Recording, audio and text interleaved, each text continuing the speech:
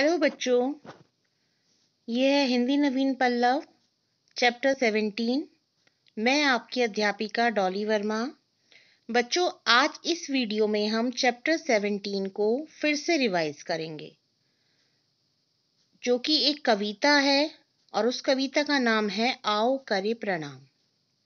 मैं पहले भी इस लेसन की वीडियो बना चुकी हूँ, लेकिन आज हम इस लेसन को फिर से रिवाइज कर रहे हैं। तो हम स्टार्ट करते हैं सबसे पहले शब्दार्थ से।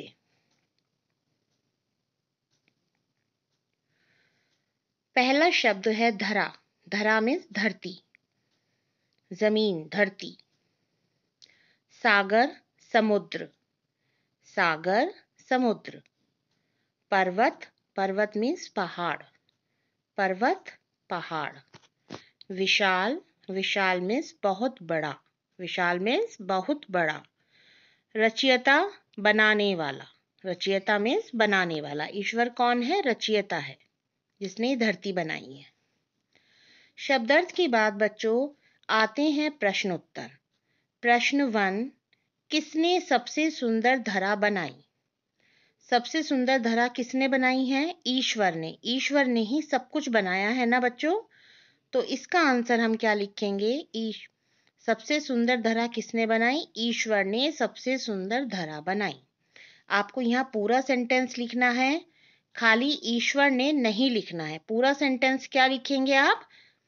सबसे सुंदर धरा ईश्वर ने बनाई। ईश्वर ने सबसे सुंदर धरा बनाई। प्रश्न 2, ईश्वर ने खूब विशाल क्या बनाया? बच्चों, ईश्वर ने खूब विशाल क्या बनाया? पर्वत।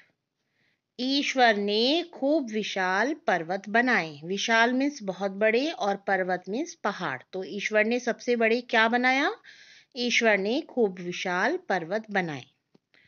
क्वेश्चन 3 है, ईश्वर ने किस किस तरह के जीव बनाए? ईश्वर ने तो सभी कुछ बनाया है, सभी तरह के जीव बनाए हैं, लेकिन यहाँ पर जो पोयम में लिखे गए हैं वही यहाँ पर हमने लिखे हैं। ईश्वर ने चींटी, हाथी, हिरन, तितलियों जैसे जीव बनाए। प्रश्न 4 है बच्चों, दुनिया के रचयिता का क्या नाम है? मीन्स दुनिया किसने बनाई है? दुनिया के रचयिता का नाम ईश्वर है। दुनिया के रचयिता का नाम ईश्वर है। सभी बच्चे इन प्रश्नों के उत्तर अपनी कॉपी में लिख लिख कर प्रैक्टिस करेंगे। बच्चों, अब कविता में से कुछ पंक्तियां दी गई हैं।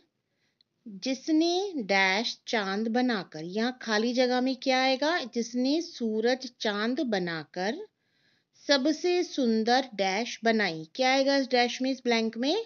धरा। सबसे सुंदर धरा बनाई। रंग बिरंगे फूल खिलाए, फिर उनमें खुशबू महकाई।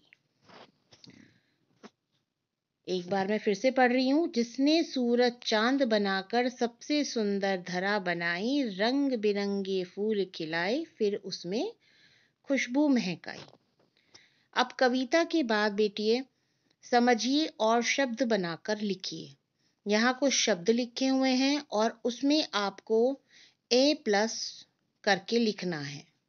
जैसे खिला प्लस ए, खिलाएं, बनाएं, जलाएं, नहाएं।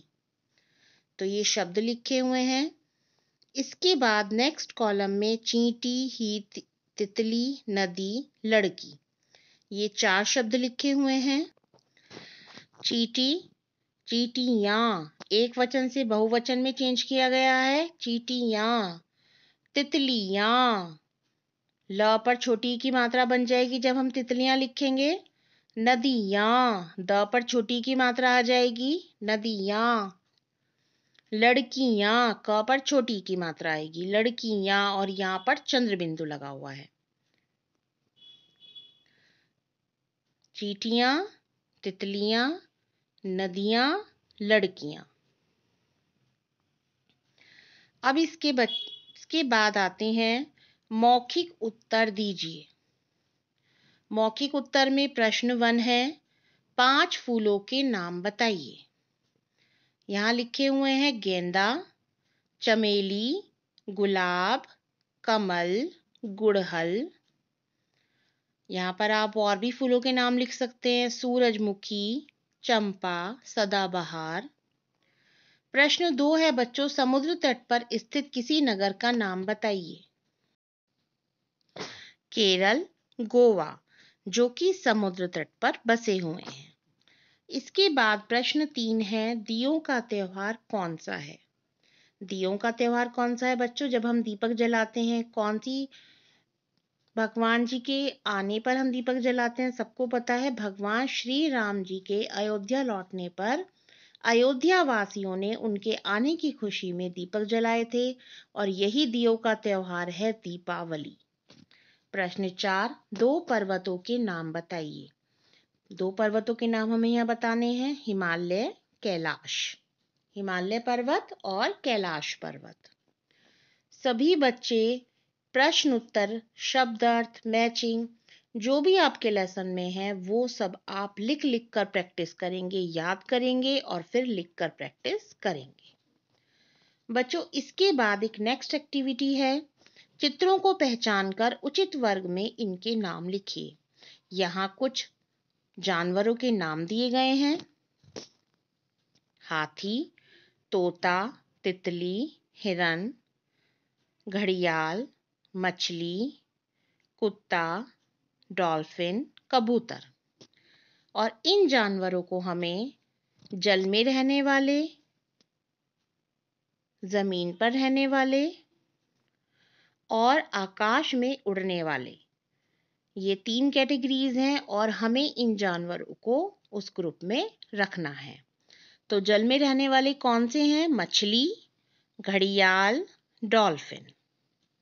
जमीन पर रहने वाले हैं हाथी, कुत्ता, हिरन। और आकाश में उड़ने वाले हैं तोता, कबूतर, तितली। तो सभी बच्चों को बहुत अच्छे से समझ में आ गया होगा। बच्चों इसके बाद आपका होमवर्क है और आपका होमवर्क यही है कि आपको सब कुछ याद करना है। फिर से रिपीट कर रही हूँ, आप सभी बच्चों को ये सब चीज़ें, question answers, word meanings, matching, ये सब आपको याद करके अपनी कॉपी में लिखकर प्रैक्टिस करनी है। Thank you.